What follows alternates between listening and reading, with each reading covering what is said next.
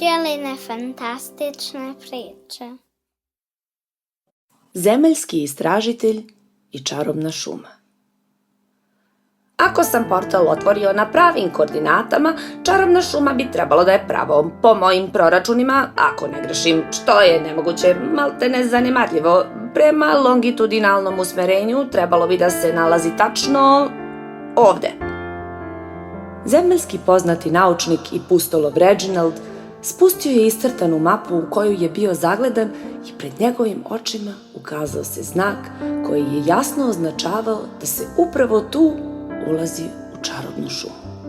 Tako je, kao i uvek, još jedan uspešan podvig fenomenalnog pustolova. Već vidim naslove u novinama. Počet ću sa seizmološkim promerima upravo ovde. Reginald je celu svoju naučnu karijeru proveo u raznim pustolovinama, otkrivajući najtajanstvenije delove svog zemaljskog sveta. Međutim, poslednjih godina nije otkrio ništa novo što bi održalo njegovu slavu, te su ostali naučnici počeli da zaboravljaju na njega.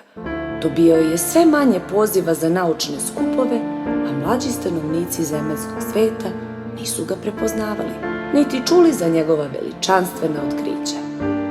Znao je da ako želi da ponovo vrati svoju staru slavu i bude najuvaženiji naučnik, ovog puta mora uraditi nešto nesvakidašnje. Nešto što nikada nikome nije pošlo za rukom.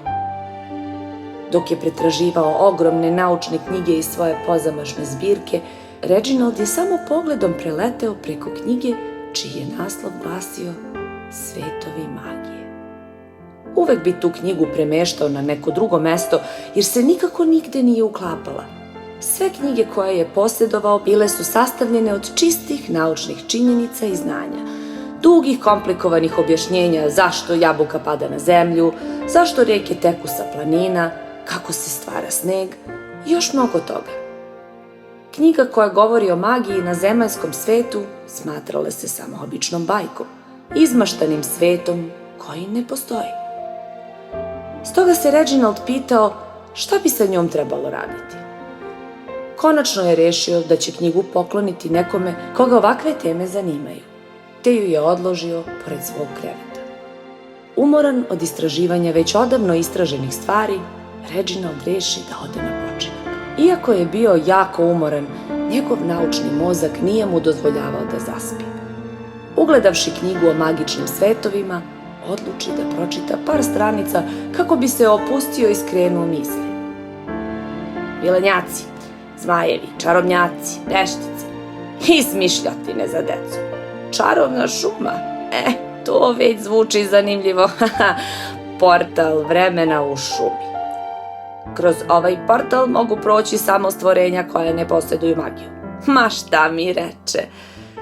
Naučnik Reginald u portalu vremena. To bi svakako bio dobar naslov u novinama. Najednom, naučniku sinu ideja.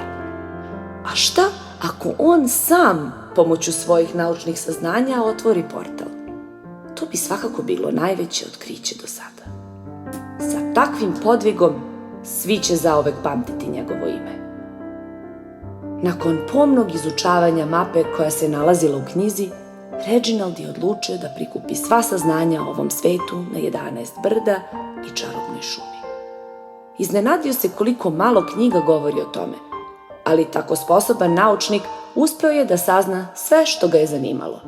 I sada, nakon dugog istraživanja i bezbroj neuspelih pokušaja, tu je, na samom ulazu u ovu posebnu šumu.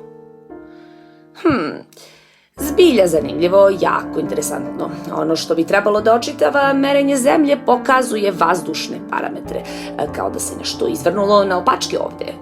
Možda su se i merači pokvarili u prolasku kroz portal. Pokušat ću da izmerim gustinu vazduha.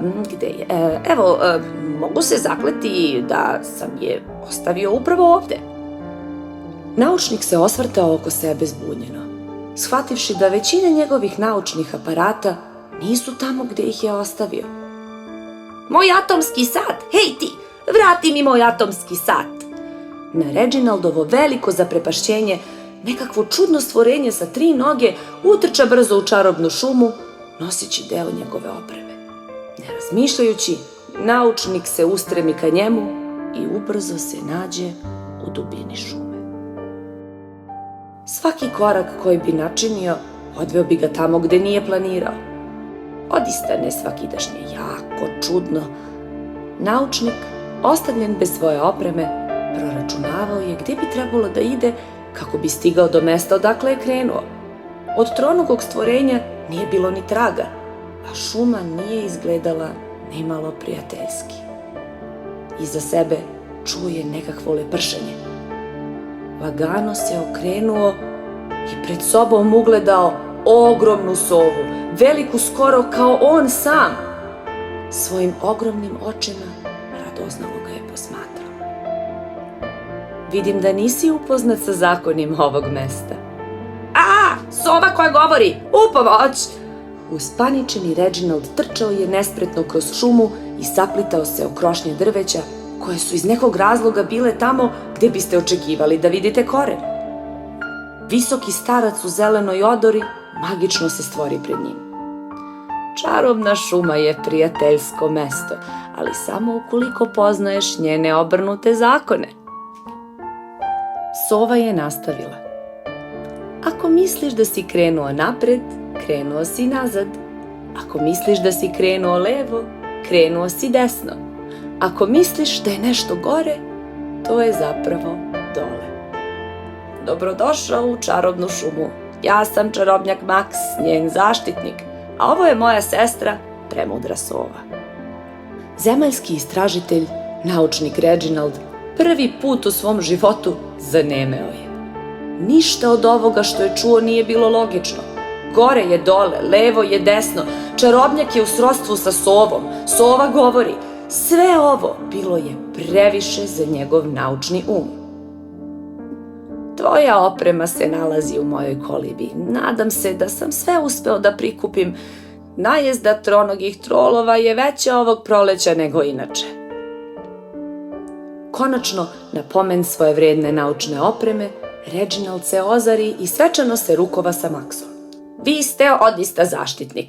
Molim vas da vam se nekako odužim, mogu stupiti u kontakt sa zemaljskim novinama gde će se pisati o vašem herojskom podvigu. Zaista impresivno. Svi će vas uvažavati.